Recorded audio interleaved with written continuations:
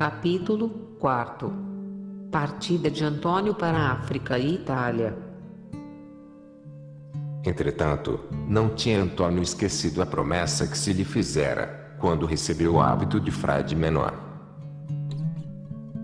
Pediu, pois, que o mandassem para a África, a fim de lá trabalhar na conversão dos infiéis. Os santos, movidos como são pela ação secreta do Espírito de Deus, realizam um desígnio superior, mesmo quando parecem obedecer a inspirações pessoais. O desejo de Antônio adaptou-se perfeitamente a uma das grandes ideias de São Francisco. Após o capítulo de 1216, enviara para a Espanha Bernardo de Quintavalle, que tinha estabelecido 2 conventos, um em Toledo, outro em Corrión de los Condes no Reino de Leão. Eram como os postos avançados das forças que iam atacar os mouros. Antônio queria partilhar os trabalhos de seus irmãos e estava impaciente por entrar na arena. O amor da glória, combinado com um certo gosto das aventuras, só embriagara as naturezas ardentes, que não levam em conta as fadigas e olham, sem empalidecer, aos perigos que as aguardam. Esta paixão, bela sob alguns aspectos, faz os heróis ao gosto do mundo. O apóstolo obedece a motivos mais elevados. O zelo que o devora é uma flama santa, acesa no próprio coração de Deus, esse foco de todas as inspirações sublimes.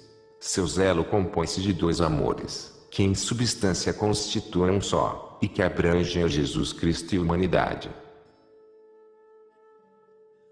O amor de Jesus Cristo lhe faz desejar que o reinado soberano do Salvador se estabeleça sobre os espíritos, sobre as vontades, sobre os costumes, sobre as leis e os destinos das nações. Ele emprega-se neste desígnio, e dispõe tudo para que tenha efeito.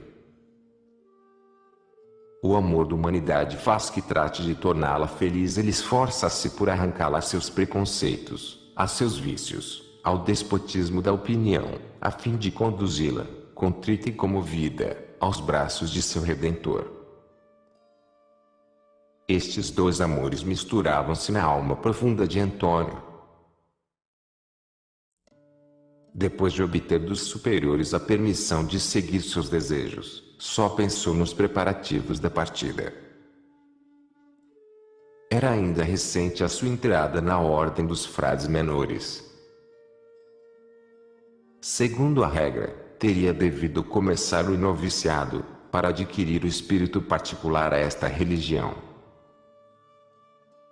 Mas o tempo dos prelúdios era passado e para ele soava a hora da ação.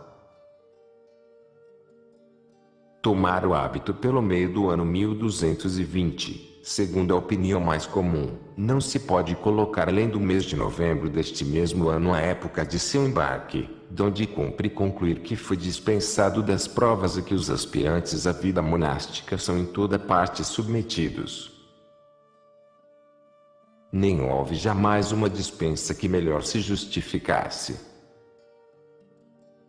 As necessidades da ordem eram grandes, porquanto ela estava em pleno trabalho de dilatação, e estendia as asas até as extremidades do mundo conhecido, mas ainda maiores eram as virtudes que Antônio adquirira.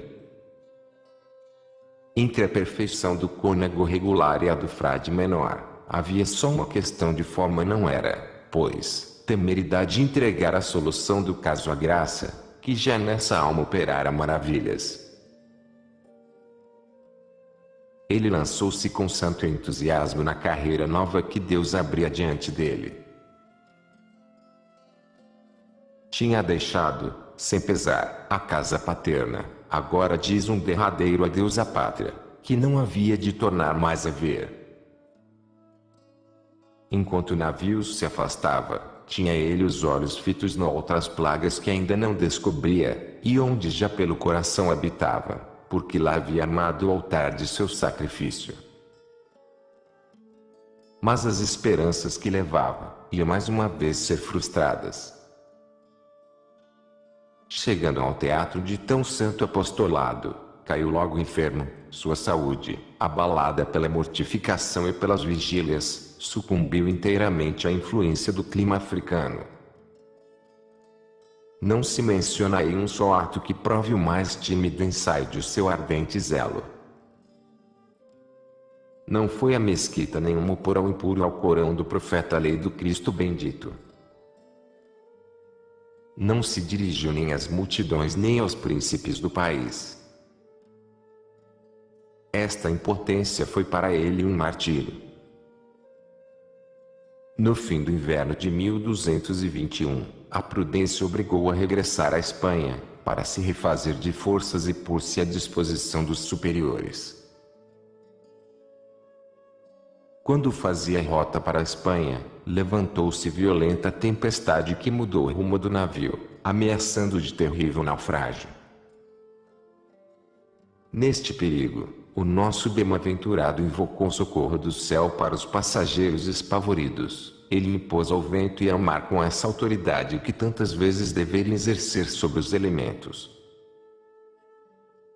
Aportou na Sicília, a Taormina, antiga cidade episcopal da província de Messina.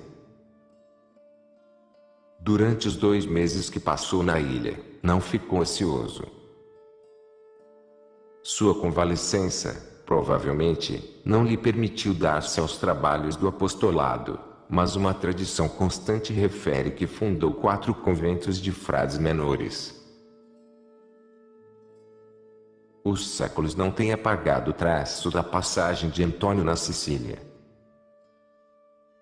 Esse traço ficou impresso no coração dos irmãos que ele havia escolhido, e cujas modestas habitações construiu. Cada geração conserva o culto de sua memória. Ainda hoje, seu nome é cercado de um respeito hereditário. Os lugares são, muitas vezes, mais fiéis que os homens. Mostram-se em Taormina ciprestes que se diz serem seus contemporâneos. Em Messina admira-se um poço que lhe mandou cavar, e um limoeiro que plantara por suas mãos. Os santos são fontes de água viva em que as almas vêm dessedentar-se. Entretanto, o capítulo geral da ordem devia abrir-se em Santa Maria dos Anjos a 30 de maio de 1221. Antônio resolveu apresentar-se lá. O desejo de ver Francisco e de se juntar à maioria de seus irmãos que ainda não conhecia fê-lo afrontar as fadigas inseparáveis de uma longa viagem, que o estado de sua saúde fazia ainda mais assustadoras. Partiu acompanhado de Frei Filipino, jovem leigo de Castela que o prezava muito. O fato mais notável do capítulo de 1221 é a presença de Antônio. Ele estava em êxtase diante do santo patriarca de rosto emagrecido, de olhar meigo e terno, e cuja pobreza sublime era objeto de admiração para Deus, para os anjos e para os homens. Não se cansava de olhar, ao tempo em que este, sentado no chão, aos pés de seu vigário, se fazia pequeno como o último dentre os irmãos. Ficava suspenso de seus lábios, quando falava do reino dos céus, numa linguagem simples e ardente, que só ele possuía. Sentia-se também como que arrebatado, contemplando os discípulos de tal mestre, distribuídos em grupos harmoniosos ao redor de Santa Maria dos Anjos. Terminado o capítulo, distribuíram-se os empregos, assinaram-se as residências, e os frades foram reenviados para os seus conventos. Mas o ministro-geral não se ocupou de Antônio. Como era desconhecido a todos, tomavam-no por um homem de pouco préstimo, em quem se não se supunha a menor aptidão, assim nenhum guardião propôs-se a levá-lo, e só, entre todos os seus irmãos, ficou ele à pura disposição do ministro-geral. Apareceu nesse ínterim Frei Graciano, ministro da província da Emília ou da Romanha. Segundo certos autores, procurava este um sacerdote que pudesse dizer a missa para alguns irmãos aplicados à vida contemplativa. Encontrou Antônio por acaso, e tendo-lhe perguntado se era sacerdote, a sua resposta afirmativa, pediu e obteve autorização para que lhe o seguisse.